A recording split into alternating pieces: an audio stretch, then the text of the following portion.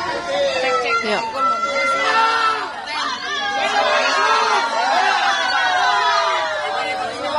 Bang, boleh depan sini, Bang. Depan sini, Bang. Depan sini, Bang. Saya diberikan pertanyaan yang sangat banyak ya. 97 pertanyaan dengan pasal-pasal 310, 311 berkaitan dengan pencemaran nama baik dan fitnah, dan 6 pasal berkaitan dengan ITE. Jadi ini memang pasalnya panjang, banyak sekali, melebihi pasal-pasal untuk bahkan untuk koruptor, ya kan?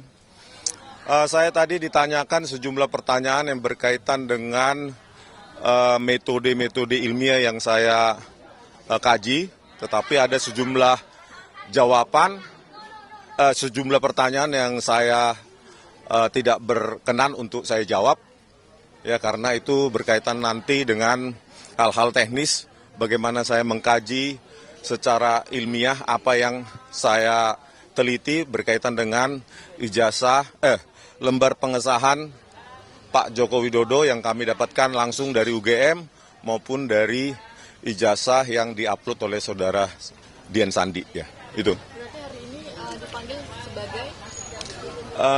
sebagai terundang, memenuhi undangan klarifikasi, ya.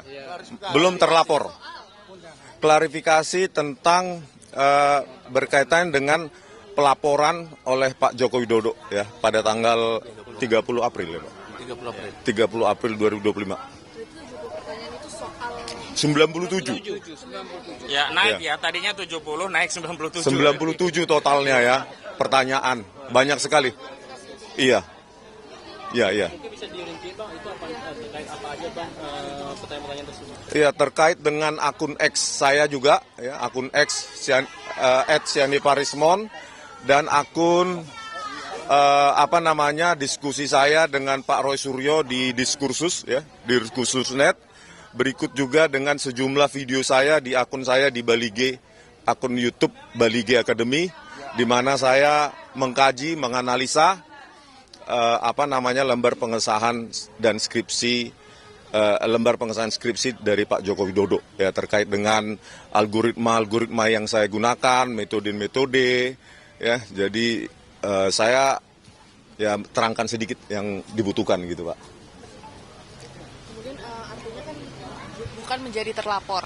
Nah, ini sebenarnya terlapornya ini siapa, sudah diungkap apa belum dari penyidik Polda Metro Jaya?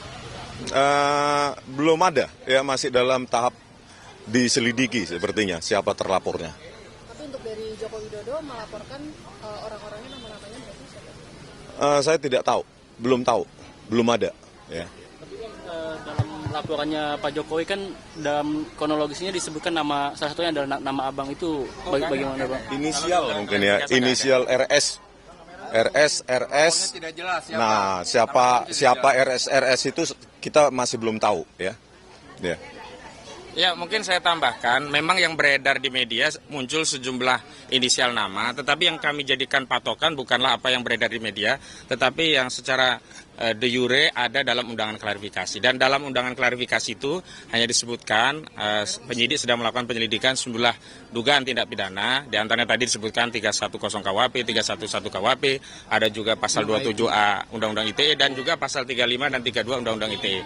Berkaitan dengan peristiwanya juga belum jelas, hanya disebutkan di 26 Maret 2025, dan juga tidak dijelaskan siapa terlapornya.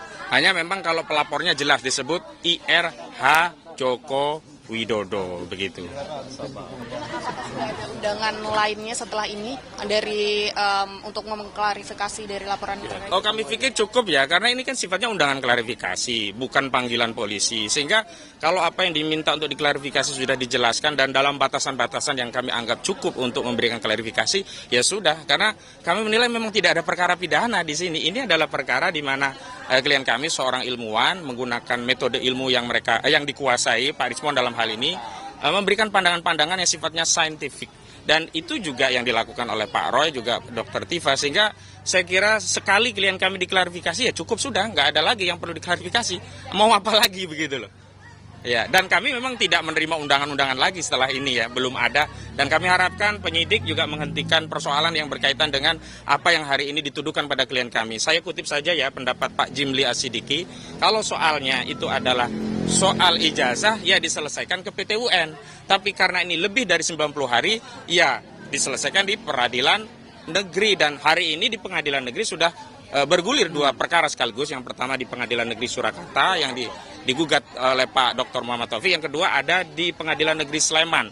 Artinya semestinya kalau kita mau ya fokus kepada penegakan hukum dan menghormati kaidah hukum, penyidik ya harus menghormati Perma nomor 1 tahun 1956, di mana jika ada perkara berdata beririsan dengan apa yang mereka anggap ada perkara pidana, ya di hold dulu, ya dihentikan dulu perkara penyelidikannya dan fokus menunggu putusan pengadilan perdata hingga memiliki kekuatan hukum yang tetap begitu. Jadi kami pikir klarifikasi yang kami berikan sebagai bagian dari warga negara yang kooperatif memenuhi undangan dari penyidik sudah cukup begitu. Kalau Bang Rismon sendiri nanti kalau misal diundang sebagai terlapor, apakah akan memenuhi panggilan untuk melakukan pemeriksaan? Ya pasti ya, kita harus menghargai ya proses hukum. Dan ada tadi pertanyaannya salah satu ya, atas otoritas apa gitu ya. Atas otoritas apa Anda meneliti skripsi dan ijazah Pak Jokowi ya, sebagai seorang peneliti ya, penulis buku ya, maka karena ini berkaitan dengan bidang keilmuan saya sebagai peneliti bebas ya, independen ya, tidak subjektif, tanpa harus memiliki otoritas apapun.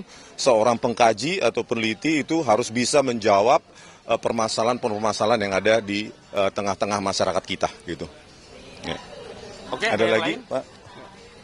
Menyangkut tadi ada 97 pertanyaan, banyak yang tidak sesuai dengan Agak maju, Bang. Agak maju. Jadi sesuai dengan diminta untuk klarifikasi, dari 97 pertanyaan banyak yang di default tadi, jadi kita nggak jawab karena nggak ada hubungan dengan pemanggilan. Jadi keanehan gitu, klarifikasi tapi ditanya yang lain-lain yang tidak ada sesuai dengan sesuai undangan yang ada. Saya kira itu aja. Oke, saya tambahkan ya. Jadi seperti rekanku katakan tadi, bahwa pertanyaan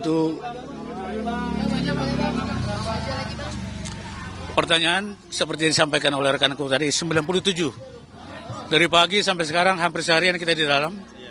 Tugas kami selaku penasihat hukum hanya meluruskan hal-hal yang menurut kami janggal. Di antaranya cara menjawab dari klien kita Rismon seperti apa. Ya kita jawab secara hukum juga. Jadi tidak terlalu melantur kemana-mana gitu loh. Ya, contoh tadi yang kita soroti memang pasal yang kita dengar selama ini kan laporan dari pelapor, aduan dari pelapor itu pasal 310, 311. Tapi begitu kita cek tadi di dalam ada mengembang ke pasal 35, pasal 32, pasal 27A, itu yungto semua. Jadi sepertinya klien kami ini atau yang terhormat Rismon ini sudah dikepung oleh beberapa ayat yang menurut kami tidak seharusnya dilakukan seperti itu. Itulah hari ini nasihat kami terhadap penyidik juga, terhadap Rismon juga. Nah itu tugas kami hari ini. Selanjutnya ya kita tidak bisa berkomentar apa dulu. Kita tidak bisa praduga, apakah seperti tadi kan, apakah ada panggilan seharusnya? Ya kita tidak tahu. Hari ini jangan lupa klarifikasi. Jadi hanya klarifikasi. Ada pertanyaan kepada klien kita Rismon, ya diklarifikasi. Kalau nggak benar ya kita katakan tidak benar. Contoh kan awalnya kan video 28 April 26 itu. Itu tidak berhubungan dengan klien kami ini. Bahkan klien kami ini Rismon, Cipa dan Roy itu ada di Jogja. Nah, jadi kita kalau bersumber dari itu sebenarnya semua pertanyaan itu tidak perlu dijawab. Nah, itu kasarnya begitu. Tapi alangkah baiknya kooperatif sekali rekan kami atau klien kami Rismon hari ini. Sangat kooperatif. Menjawab apapun dijawab. 97 pertanyaan itu.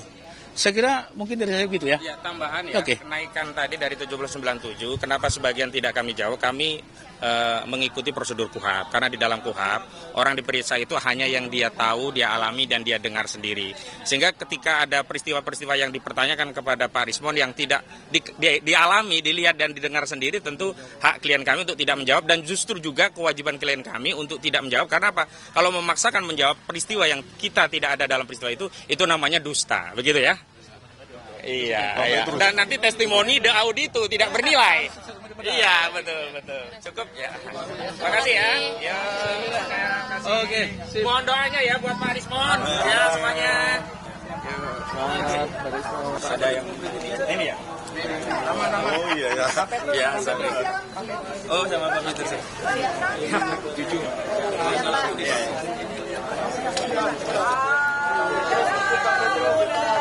Horas.